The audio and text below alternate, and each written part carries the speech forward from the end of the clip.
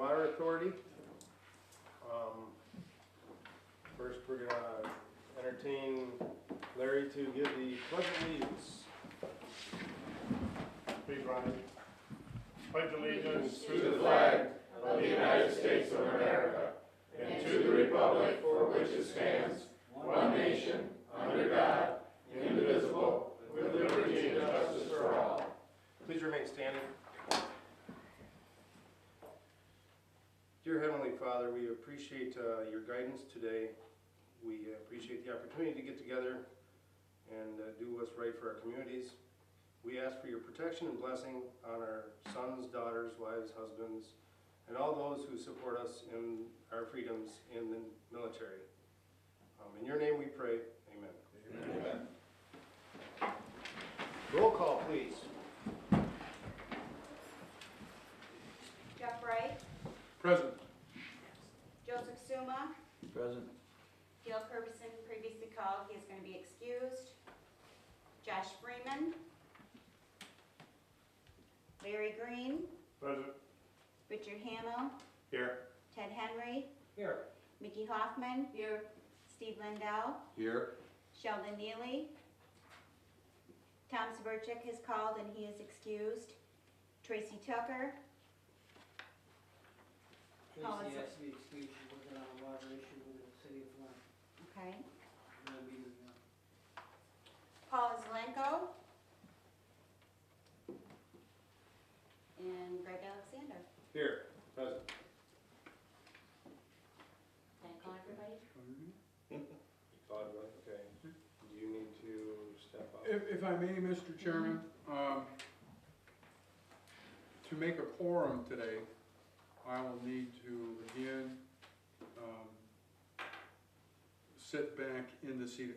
Just to remind everybody, the Drain Commissioner from Genesee County has an automatic seat on the incorporating board. I, some time ago, designated the chairman of the county board, Jamie Curtis, to sit in that seat in my stead, and I was the CEO of the KWA. Since we don't have a quorum today, I am requesting that the board understand that I'm retaking the seat on the KWA board so we can have a quorum, go through the budget process. Hearing no objection, I don't need a motion. That constitutes a quorum. So this meeting has begun. Before we get started in number one, the minutes, we have an addition to the agenda. And council, please fill in. Yeah, under item 9, new business, under resolution 2014-05, if we could just add one line item, and that'd be election of officers. The nominating committee did meet. They do have nominations for all the officers of the authority, so this board will need to act on that. So we need a motion to add that item to the agenda. I have a motion by Ted Henry, support by Joel Suma, to add that to the agenda. Is there any discussion on the motion? All in favor signify by saying aye. Aye. All opposed say nay. Motion passes. Do I have a motion to accept the agenda as amended? So moved. Support, motion by Mickey, support by Jeff Wright, to accept the agenda as amended. All in favor signify by saying aye. Aye. All opposed say nay. Motion passes. Number one, the minutes for August 20th. I'll move the minutes. Support. Was that you, Richard? Yeah. Motion by Richard, support by Green, Larry Green, on the minutes. Any discussion? All in favor signify by saying aye. Aye. All opposed say nay. Motion passes. On the reports, I do have a report today from Rick Hamill based on the meeting that was held for the Finance Committee. Thank you, Mr. Chair. We had a Finance Committee meeting, I think last week, maybe it was, to talk a little bit about, first of all, the direction and what the responsibilities of the Finance Committee may be. And as the board will know, that when Jeff recommended that we establish a Finance Committee, it was very specific in nature, and that was just really to ability or the option for selling bonds, and to take a look at alternative options than a traditional bond sale. And a couple of the options that were out there and available to us did not come about because the legislature didn't pass legislation for us to potentially look at it. So the specific purpose of the Finance Committee really would mean that the Finance Committee would no longer exist. But after discussion with Jeff and other members, there was some interest that we could potentially ask that the Finance Committee be engaged a little bit about the budget, to maybe have some heads up about what's going on, and not just necessarily be a committee that just reviews options for bond sale. So what I would like to do is just get some input from board members to see what they think. Is it, do you believe that having a finance committee that would work closely with the administration of the budget to take a look at when, before the budget is submitted, to have a little bit of input and maybe just talk about some different specific pieces, and then maybe if something comes up throughout time as you're going through this process will meet a lot less, the finance committee can then be an avenue to try to have connection between the administration and the board. So, Mr. Chair, I'm just kind of looking for some direction from board members and what they think, and then we would certainly want some input from Jeff on that too. Could you refresh my memory, and who all is on the committee at this point? Yourself as chair. Yes, myself, Dale, I think Tracy was on it. Was Tracy on it? Larry Tucker, yeah. Larry, Josh Freeman. Is that? There was 4 members, yeah. Is that it? Yep. So, I thought I was on. I don't know. You're on the economic. Economic. Do you have that list with you? She was the economic. Sheldon, I think. Sheldon. Yeah, Sheldon was, yeah. Yeah, Sheldon was the chair. The board can expand, the board has the ability to expand the members on the finance committee, if they so choose. Yeah, or the economic committee, if I may, Mr. Chair? Yes, please.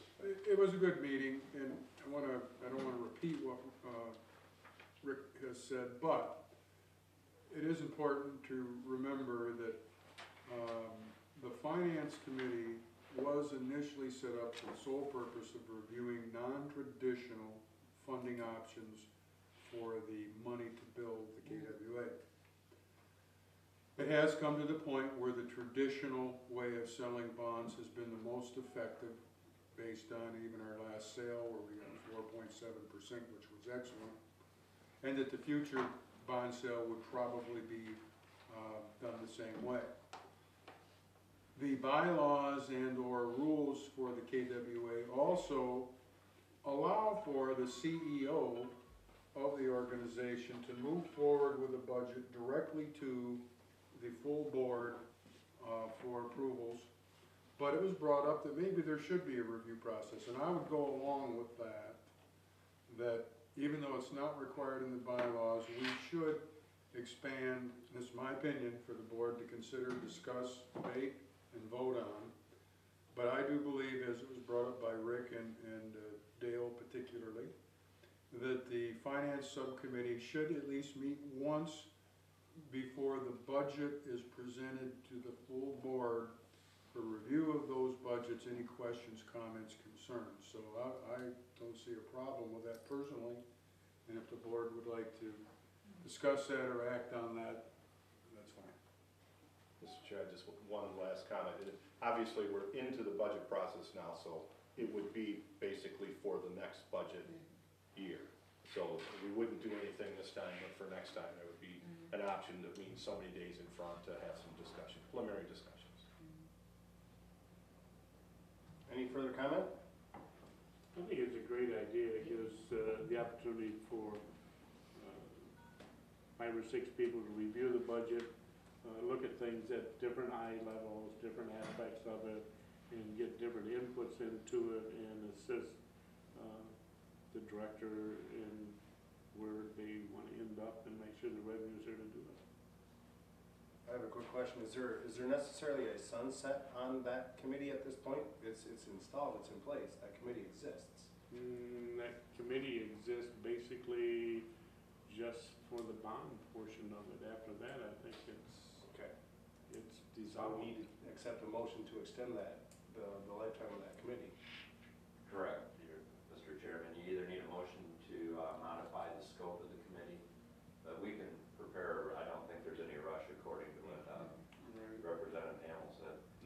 Therefore, I think that we can prepare a resolution for the next meeting and have it back for this board for action. For future Which consideration. will more define the scope as opposed to just rattling stuff off. Right. Looking down the road, I could see where the bond committee would have to come back together possibly for an expansion project or something anyway. I would agree with that. We, if I may, Mr. Chair, there's going to be at least one more bond sale for KWA. It's always been known that we were gonna have a cleanup bond sale, because when we borrowed the 221 million, we knew that that would not cover 100% of the cost, but it would cover the majority of it. We wanted to wait until we had taken all the bids, so we knew exactly what the cost was before we sold the final bond. We didn't want to overestimate or underestimate. And that final bid is gonna take place the first week of October.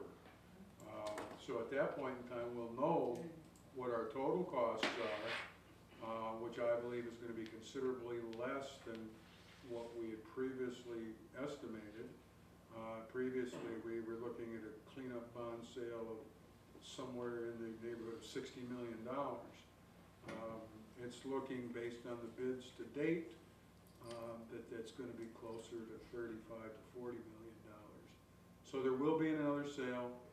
If we look at alternatives to the traditional bonding process, then I would want the finance subcommittee involved with that.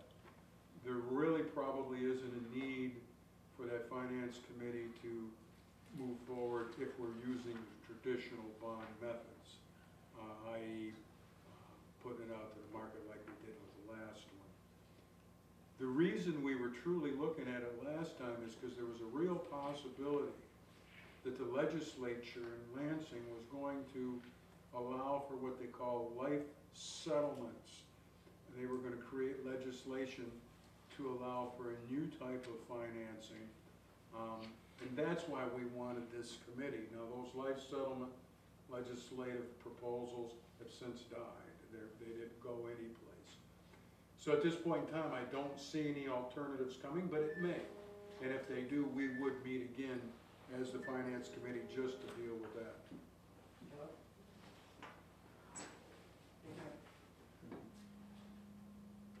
Okay. Very good, and we have time to present a resolution for a future upcoming meeting. Mr. Chairman, Yes. so do we have a motion to direct legal to prepare that resolution to expand the responsibilities? I have a motion by Larry Green, Support. support by, who supported? Ted Henry, to direct legal counsel to entertain the wordage for a future resolution to be placed in the. To expand some of the input of the finance committee. Any comment on that motion? All in favor signify by saying aye. Aye. All opposed say nay. Motion passes. We're down to number 3, communication. I have none. Number 4, consent agenda. I have none. Public comment. At this time, we open it up for public comment on agenda items only. Anyone wishing to make comments has a 2-minute window to do so. Any comments? Any public comments on agenda items only? Any comments on agenda items only? Any comments? Public comment period is closed. Number 6, I'm going to open the public hearing on the budget. I would make a motion to open the public hearing, Mr. Chairman. Support. Motion by Jeff Wright, support by Joe Suma to open the public hearing on the budget. Are there any comments on the budget? Are there any comments on the budget? Are there any comments on the budget? Hearing none, I would like a motion to close the public hearing. Motion by Suma, support by Hoffman, to close the public hearing on the budget. All in favor signify by saying aye. Aye. All opposed say nay. Motion passes. We have no old business, number 8 on the agenda. New business, resolution 2014-05. Which relates to the budget. And I would ask for, That would be for the election of the officers, correct? no, election of officers is next. Oh, I'm sorry. Resolution 2014-05. So moved. Resolution to establish the general appropriations act. So moved. Green. Support by Henry.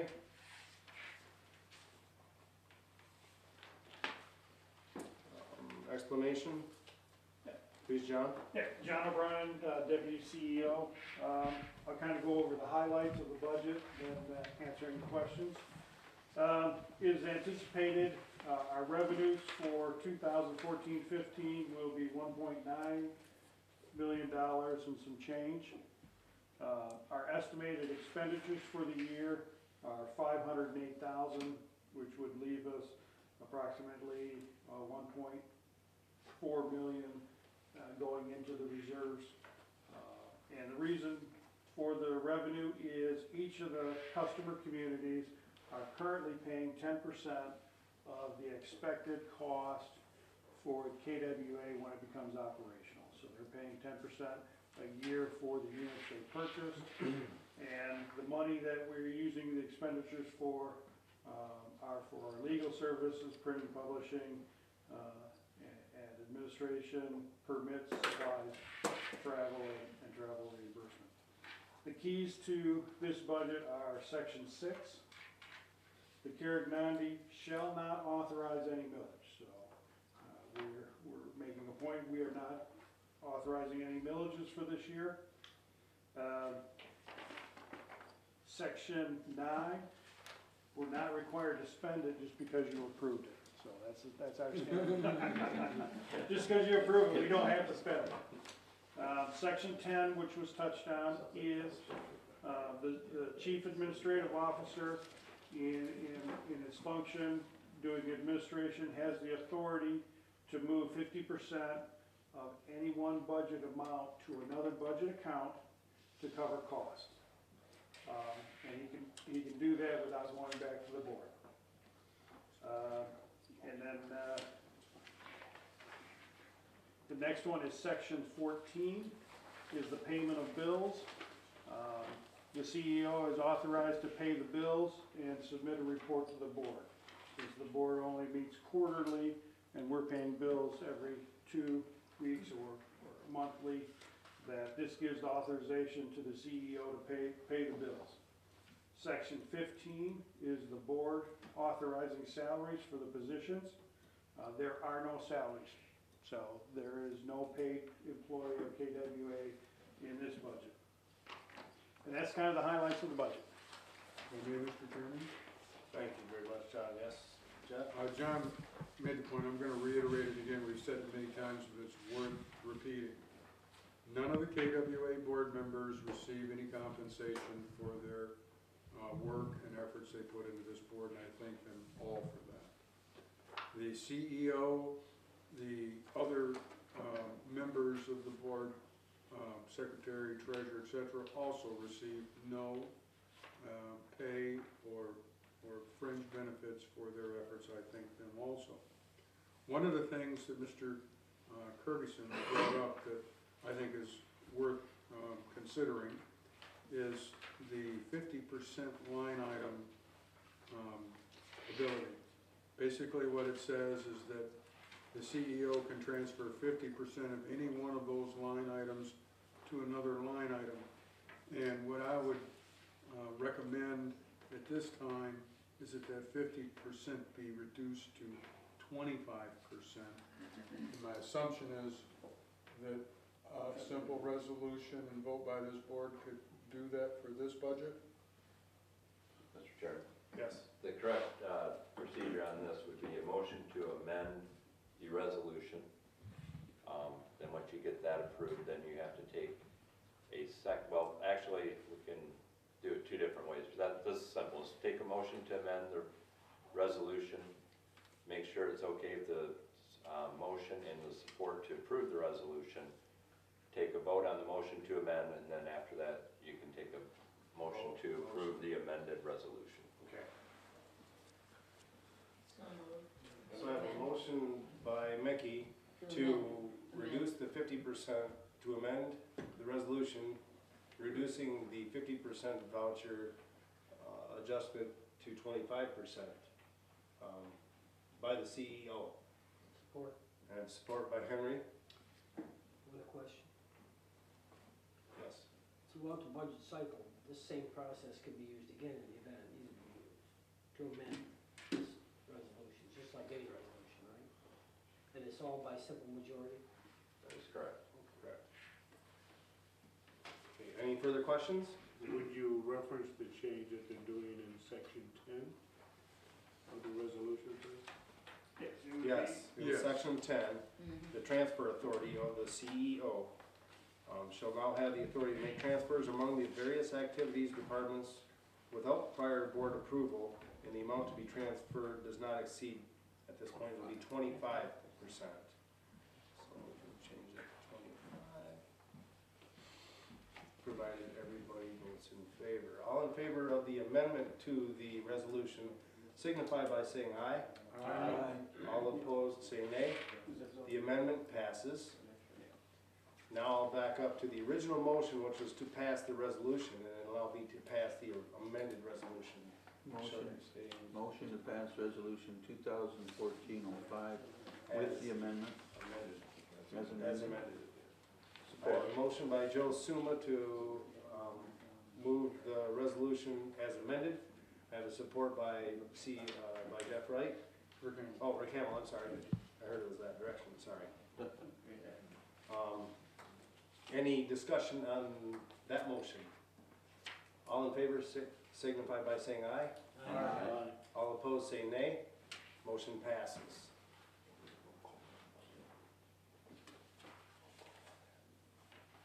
And it passes unanimously, so I don't have to go to roll call. That's correct, Mr. Chairman. Down to the amended agenda, the new addition of election of officers. The incorporating board has met previously to this one, and each one of the incorporating board members is the nominating committee. The nominating committee has passed the current slate of officers, which is chairman of Dane Walling, vice chair of Greg Alexander, secretary of Steve Montel, and treasurer of Trudy Nickel. So to report back to the board, that is the recommendation of the nominating committee, the incorporating board. I would move that we accept that. Support. I can only do one at a time. If they want to do it as a slate, that's Yes. fine. As I long would as move that the we board accept is it in as a slate. cooperation of the slate. Okay, so I have a motion by Jeff Wright to accept the slate of officers as recommended by the nominating committee, of the incorporating board. Support. And I have support by Larry Green, which would place the same slate of Dane Walling in the chair, Greg Alexander in the vice chair, secretary of Steve Montel, and treasurer Trudy Nickel. Any discussion on the motion? Just point of clarity, this election process takes that annually in September by October 1, or how does it? It's once a year and by the, Yes, the board's required to have an annual meeting once a year before the fiscal year begins, which in this case is October 1. And so our budget has to be adopted and all our corporation officers have to be in place by that time. So it's generally in September to answer your question. Thank you very much for the explanation. Good. Any further questions or comments? Is that a roll call vote? Okay, a voice vote, unless it's, as long as it's unanimous. Hearing that, we got a motion on the slate. All in favor signify by saying aye. All opposed say nay. Motion passes. At this time, we have a second public comment period, to which anyone has public comments has a 2-minute time frame to state their comment. Any public comments? Any public comments? Any public comments? Public comment period is closed. Board comment, start with Mickey. I just wanted to point out, at the summit meeting we had, at the other day, the outstanding speaker was Jeff, okay? It had the best reception of any of the people, any of the other speakers there, and I wanted to comment on that. Very good, thank you. Larry? Nothing at this time. Ted? Are we just gonna get kind of an update from Jeff on the process? Yes. The progress, I should say. Yes. Joe? I am pleased with keeping the present board, which gives us a steady flow instead of changing people and trying to figure out. Learning curve. Steve? Nothing? Richard? Nope. Nothing. Jeff? Thank you, and I'll try to be brief. I have a lot of things I'd like to talk about. I want to thank you, Mickey. The conference summit she was talking about was the 3rd annual I-69 corridor trade conference, and it was well attended. Well over 120, 130 people there, representing 5 counties, 6 counties, business people. There was even labor was there. Elected officials were there. It was a very, very good meeting. Water is going to play a big part in the development of the I-69 corridor. The KWA will be a big part of that. So it was a good meeting.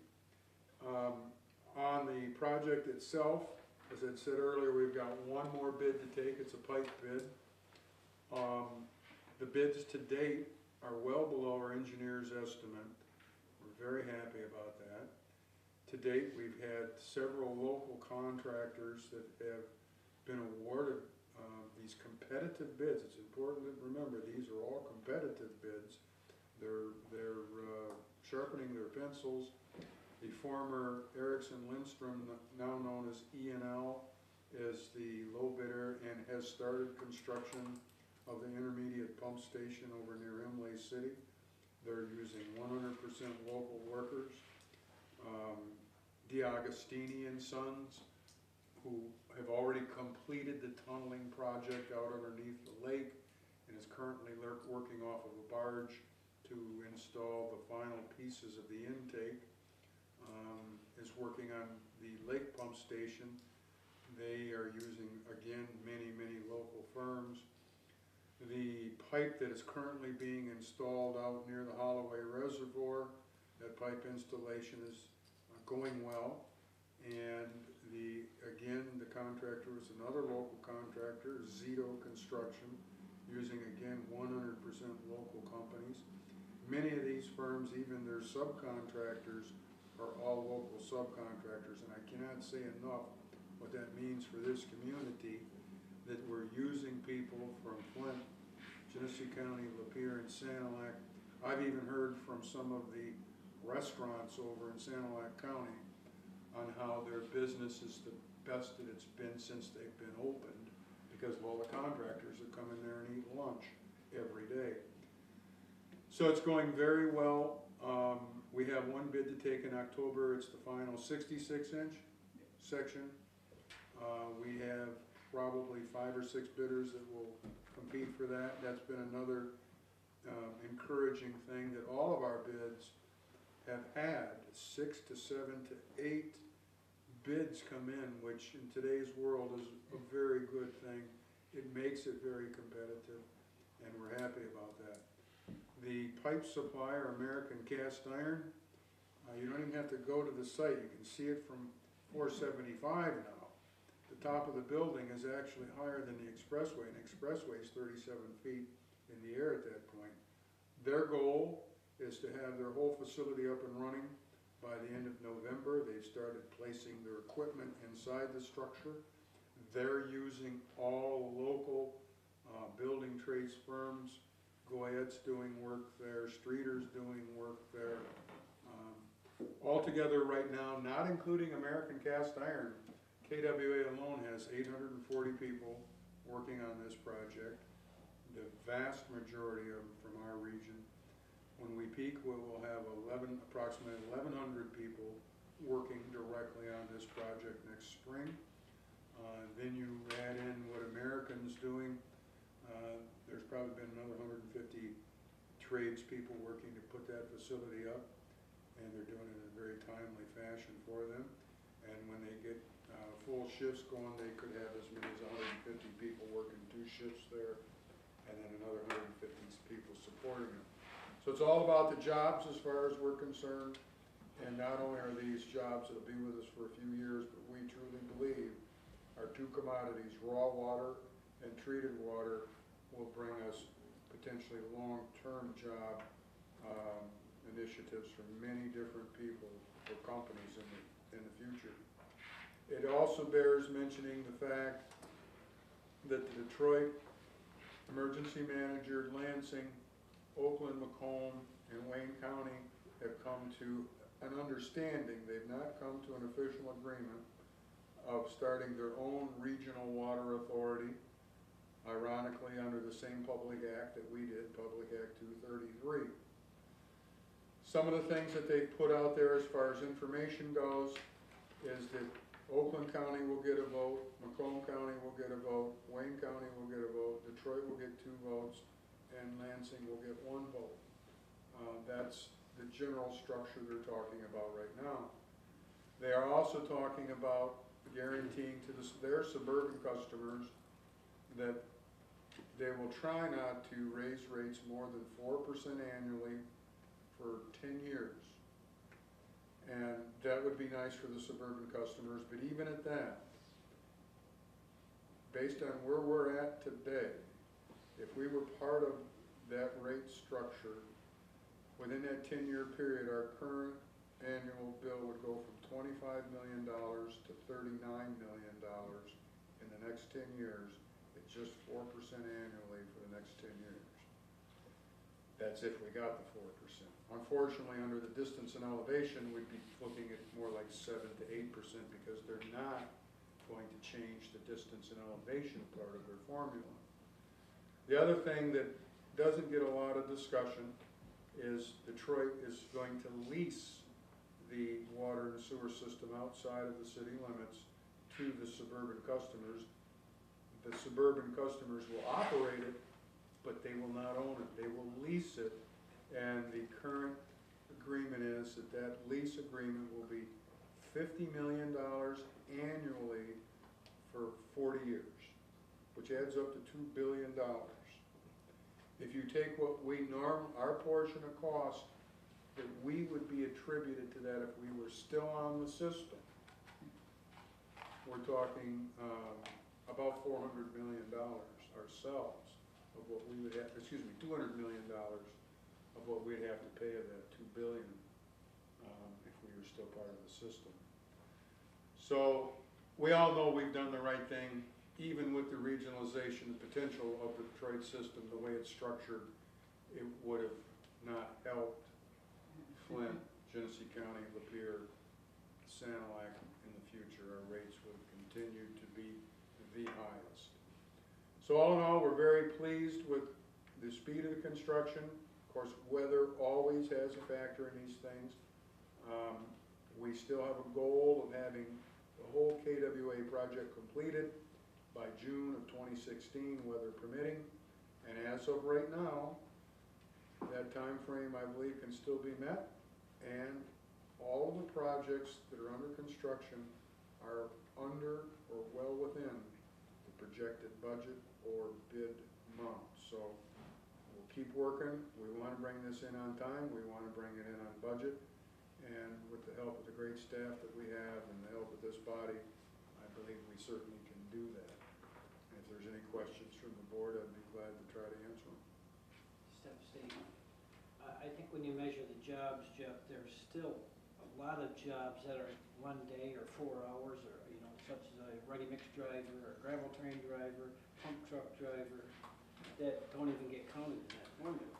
Very true. And to give you an example, American Cast Iron, and this isn't in part of any of the counts that I just gave you, American Cast Iron and Pipe is looking for how many truck drivers?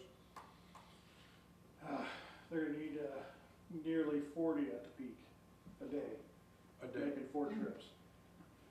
So there are going to be a lot of jobs that are going to be supporting this that isn't part of our count. You're exactly right. And they, this morning alone, pumped 100 and some yards of concrete in their building. Did they? Yeah. And I think they're using modern? Next period. Superior? It's helped a lot of our local suppliers make it through the hard times, no doubt about it. Jeff, has there been any, one meeting that we had out in Sanilac County, there residents who have been negatively impacted from, I think, a pump house or something that was being built by their residents, and I know that had been resolved. Have you seen any other, negative impacts from The worst that we, constructions and? yeah, the worst I've had is we did have to, one of the things we hate to do is take down trees, because I love them just as much as everybody. I mean, take down a tree, it adds to your cost. So our projects are always set up in such a way that we only take trees down in road right-of-ways if absolutely necessary. And we did have a couple out on Oak Road that we went out and talked to, and they're satisfied now. We had to take a few of their pine trees down, but they were well within the road right-of-way, and they understood that. So that's the only complaint that I've had. Dealing with it as They a were company. hoping about the trees. To answer the question, I wasn't at that particular meeting Right. that you were talking about, but I've looked into it greatly. What we have done, and I don't know if it's available today or not, Yeah, but what we have done is we actually had an outside review of property values to make a determination if, we all know that the bubble burst in 2008 for everybody, in '08.